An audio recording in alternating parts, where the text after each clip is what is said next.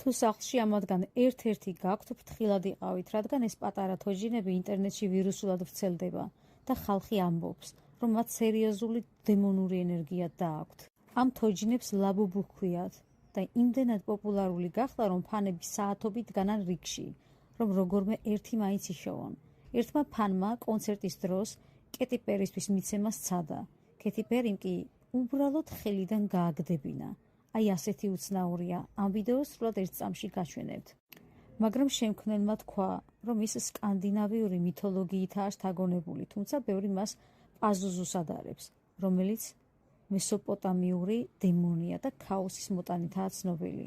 და როგორც ჩანს, სწორედ ეს ხდება, რადგან ხალხი სოციალურ ქსელში ამ თოჯინასთან დაკავშირებულ თავიანთ გამოცდილებას აზიარებს.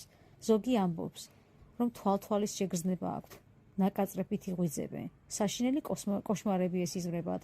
ერთი პატარა გოგონა კამერამაც კი დააფიქსირა, როცა დედას ეუბნებოდა, რომ თოჯინამ თვალის ფერი შეიცვალა. არ ვიცი, რამდენად დასაჯერებელია ეს ყველაფერი, განსაკუთრებით ფიზიკური ნაწილი, მაგრამ მე მჯერა, რომ თუ სახლში ნებაყოფლობით შემოიტანთ ბნელ ენერგიას, მას შეუძლია სულიერად ძალიან დიდი ზიანი მოგაყენოთ.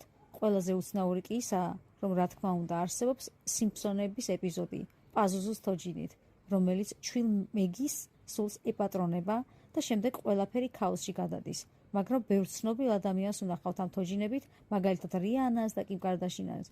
კეტი პერი კი რიცხვს არ მიეკუთვნება. უბრალოდ ნახეთ, რა ხდება, როცა ფანი მისლის ერთ-ერთის მიცემას ცდილობს. კონცერტის კადრები, სადაც კეტი პერი უბრალოდ ხელს კრავს თოჯინას და მოიშორებს. მე არ გირჩევთ ამ თოჯინებს.